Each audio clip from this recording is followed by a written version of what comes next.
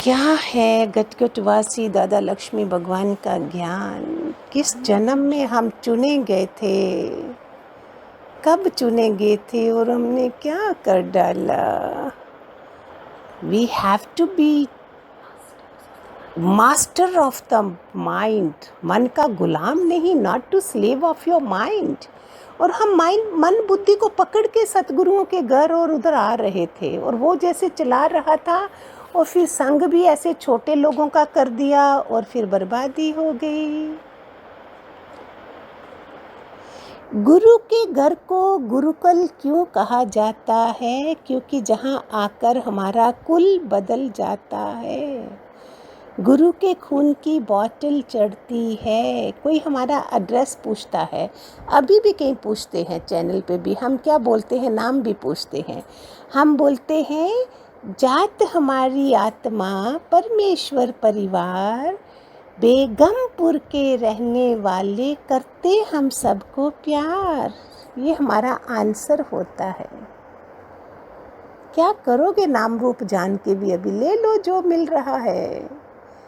जात ना पूछो साधु की, ले लियो ज्ञान। डॉक्टर की भी जात नहीं पूछते हो, नाम नहीं पूछते हो, ले लो दवाई लेके बैठ जाओ। क्या करोगे? कारण शरीर मतलब क्या? कारण शरीर मतलब कारण, हर बात का कारण। जड़ समझने से हम अपने कारण शरीर को जान पाएंगे। आपको पता है सबसे बड़ा गुण क्या होता है? तत्परता, इंस्टेंट, अभी अभी, और तीव्रता। तीव्र बुद्धि होनी चाहिए, जिज्ञासु होना चाहिए, इस रास्ते जागने जानने के लिए तीव्रता होनी चाहिए, परीक्षा देने के लिए तीव्रता होनी चाहिए। यस भगवान तू ले ले, एक ही जन्म है ना, ले ले सब परीक्षा, हम आप पास हो जाएं। बैड हैबिट्स, बुरे संस्कार बिना सिखाए भी हम कैच कर लेते हैं, और अच्छे संस्कारों को अडॉप्ट करने में जन्म लग जाते हैं। मंत्र तो मिल जाएगा किसी गुरु से, पर मति नहीं सुधरी, मन नहीं मरा तो क्या फायदा। Beautiful point. निष्काम करके हमें स्वर्ग जैसा सुख भी मिल जाएगा, मगर वैराग्य भाव जागृत नहीं होगा तो किस काम का? भगवान से तो दूर ही रहेंगे ना। सब निष्काम में हीरे सोने चांदी रुपए गुरुओं के घर आ जाते हैं देने के लिए, फिर सुखी होके वो दर छूट जाता है। फिर गाती हैं भजन, मैनू गुरा दे द्वारे तो हटाए कोई ना, सच्चे साईं दे द्वारे तो हट। तुम खुद ही हटाए जाते, तुम माया देके माया नगरी में भेज देता है भगवान उसको, फिर वो रोता है, उसको पता ही नहीं चलता है इसका रिजल्ट क्या निकलेगा। धोबी घाट कपड़ों की मैल धोने के लिए होता है ना। नदी घाट क्या होता है? शरीर की मैल धोने के लिए। शमशान घाट होता है पूरे जन्म की मैल धोने के लिए। सत्संग है आत्म घाट, धोबी घाट, नदी घाट, शमशान घाट, और सत्संग है आत्म घाट। आत्म भोजन किया जाता है, शरीर का भोजन बाद में। अर्ली मॉर्निंग वी डू सत्संग, भागते हैं सुबह सुबह आत्म भोजन के लिए, आत्म घाट पे जाते हैं अपने मन की मैल धोने के लिए, वास्तविकता को जानने के लिए। जब मैं जाती थी सत्संग, रास्ते में कचरे वाले लोगों को देख रही हूँ, भाइयों को देख रही हूँ, सबको, वेंडर्स को देख रही हूँ। Why I don't have to do anything, and मैं शान से जा रही हूँ उधर सत्संग में। इन लोगों को कभी कितने जन्म लगने हैं, ऐसे देखा करो। मेरा पड़ोसी नहीं, लेकिन मैं जाती थी, क्यों? फिर भी कोई वैल्यू ना हो तो क्या हो। गुरु के ज्ञान में आने के बाद एक बात पक्की कर लें, सब जगह मेरे ही हिसाब है। सत्संग में भी जो पिछली बार नहीं पूरा करा था उसके लिए दोबारा वही स्वभाव रखा, फिर आके वही बातें करी जो प्रीवियस बर्थ में करी थी। सोचा ही नहीं, सब जगह मेरा ही हिसाब है, मुझे ही ख़त्म करने हैं, दूसरों को नहीं। अपनी थाली का खाना मैंने ही खाना है, दूसरा कोई नहीं खाएगा। रसो बसो वाले की दोनों आंखें बंद हो जाती हैं, बटको वाले की तीसरी आंख भी खुल जाती है। ये दृष्टांत है ना। जो रसो बसो क्या है? गुरु नानक बोलते थे, जो इंग्लिश टॉयलेट ढूंढती थी गुरुद्वारों में भी जहाँ जहाँ जाती थी, तो गुरु नानक ने बोला तुम रसो बसो तो बड़ी खुश होगी, वाह हमें बहुत अच्छा वचन मिला है। और जो अच्छा कर्म करने वाले थे उनको बोला बचको। किसी भी संत को, योगी को कहीं एक जगह नहीं टिकना चाहिए, वहाँ मन हमारा बस जाता है। हमारी जमराज जब आएगा आत्मा जाएगी नहीं उधर से, ऐसा हम चिपक जाते हैं चीज़ों से, पदार्थों से। इसलिए सुबह शाम हमारा सत्संग बनाया था, निकलो घरों से, थोड़ा मोह निकले। भटकने वाले की तीसरी आंख भी खुल जाती है, रसो बसो वाले की दोनों आंखें भी बंद। समाधि भी लगाती है ना, तीसरी आंख खुलती है और दोनों आंखें भी बंद हो जाती हैं। भाई ये क्या पाया। कईयों के लिए मैं आज भी इंतज़ार में बैठी हूँ, शायद कोई फ़ोन आएगा, बोलेंगे नहीं आज हम जाग गए, आज हम जाग गए, ये गलती हम दोबारा नहीं करेंगे।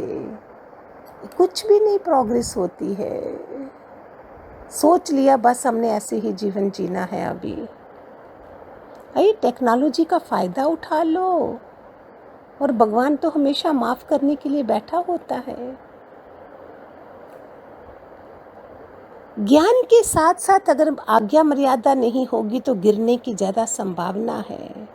पहले ज्ञान फिर सेवा, पहले ज्ञान फिर व्यवहार, पहले ज्ञान फिर प्रीति बोझ, पहले ज्ञान फिर योगी योगी की बातचीत, पहले ज्ञान फिर संग, पहले ज्ञान फिर सास बनना है, पहले ज्ञान फिर वाइफ बनना है, पहले ज्ञान फिर माँ बनना है, पहले ज्ञान फिर बहू बनना है। देखो फिर मज़ा। जैसे हमारे शरीर की 7 लेयर्स होती हैं, ऐसे हमारे स्वभाव की भी 7 लेयर्स होती हैं। फर्स्ट राग द्वेष, ममता द्वेष,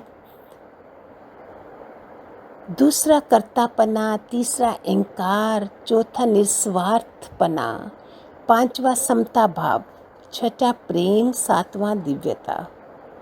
ये लेयर्स हैं हमारे अंदर। शांति में भी हम अशांत होते हैं और अशांति में भी हम शांत रह सकते हैं अपने विचारों से। भगवान जी बोलते थे ना, तेरा ख्याल तुझको तंग ना करे, दुखी ना करे, तो दुनिया की ताकत नहीं किसी की जो मुझे तंग कर सके। तपस्या के भी कितने प्रकार हैं। सत्संग में आने के बाद बाकी व्रत की भगवान ने नहीं बोला था। मन की तपस्या, वचन की तपस्या, कर्म की तपस्या, शरीर की तपस्या, संयम नियम की तपस्या, भक्ति सेवा की तपस्या। ये सब तपस्या तो है। अपना सुख फिटा के हमने ये सब करना है। पूरा जीवन अपने को बनाने में लगाना है, दूसरे की बात ही नहीं है। आपने देखा होगा अकेले ही घर से इंसान जाता है, अकेला आया अकेला गया, अच्छा जी परेशानी, कोई साथ में नहीं जाता है। इसलिए पूरा जीवन अपने को, सिर्फ अपने को बनाने में लगाना है, दूसरे की बात नहीं। एक बार हम बन जाएं, फिर दूसरों के सब सवालों का जवाब दे सकेंगे। तुम 2 को भी बना दो, 2000 वो आगे बनाएंगे। जब तक हम खुद संत नहीं बने हैं, इसलिए हम एक संत की बात समझ नहीं सकते हैं, वो बुद्धि चाहिए वैसी।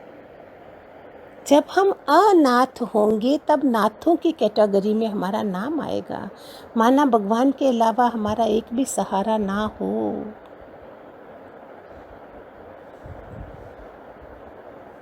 आकाश तक समझने के लिए धरती का नियम समझना पड़ेगा। हवा के सिद्धांतों को समझने के लिए पानी से निकलना पड़ेगा। ठंडक पाने के लिए अग्नि में से गुजरना पड़ेगा। आत्मा तक पहुंचने के लिए शरीर के रहस्यों को जानना पड़ेगा। चांद तक जाने के लिए धरती के ग्रेविटेशनल पुल से छूटना पड़ेगा, है ना जरूरी। आत्मा में आने से देह बुद्धि छूट जाती है, उसको छोड़ना पड़ेगा। कुटिया छोड़ना डिफ़िकल्ट है, महल छोड़ना इजी है बुद्ध के लिए। वशिष्ठ के लिए कुटिया छोड़ना मुश्किल है और बुद्ध महाराज के लिए महल छोड़ना इजी है। लंगोट छोड़ना डिफ़िकल्ट है सुखदेव के लिए, आभूषण छोड़ना इजी है राजा जनक के लिए। ब्रह्मचर्य से जानना डिफ़िकल्ट है शंकराचार्य के लिए, गृहस्थ से इजी कबीर को जानना इजी है। हेल्दी शरीर से सेवा डिफ़िकल्ट है, अनहेल्दी से इजी है। रिच मैन के लिए उदारचित बनना डिफ़िकल्ट है, पुअर के लिए इजी है। दूसरों के लिए जीने से अपना रास्ता छोटा हो जाता है, सिर्फ अपने लिए जिएंगे तो रास्ता लंबा और लंबा और लंबा होता जाएगा, जल्दी से निश्चयात्मिक नहीं बन सकेंगे। सब भगवान जी ने कहाँ से दे दिया है। इस कलयुग के पहले चरण में ही हम और देख रहे हैं। भगवान की वाणियाँ इतनी लग रही हैं इस समय, शायद आप लोग भी फील कर रहे होंगे। जहाँ भी बैठे हो प्यारे बच्चों, फील करो क्या कृपा बरस रही है। औरों पे भी बरसाइए, आप ही तो फ़ोन के जरिए करना है, कर डालिए, आप ही को पक्का हो जाएगा सब। सबको ज़रूरत है इस ज्ञान की, इस समय और भी ज़रूरत है। कोई भी भगवान का प्यारा बच्चा हरिओम भी बोल दे तो बस ठंडक पड़ जाए। Hariom, God bless.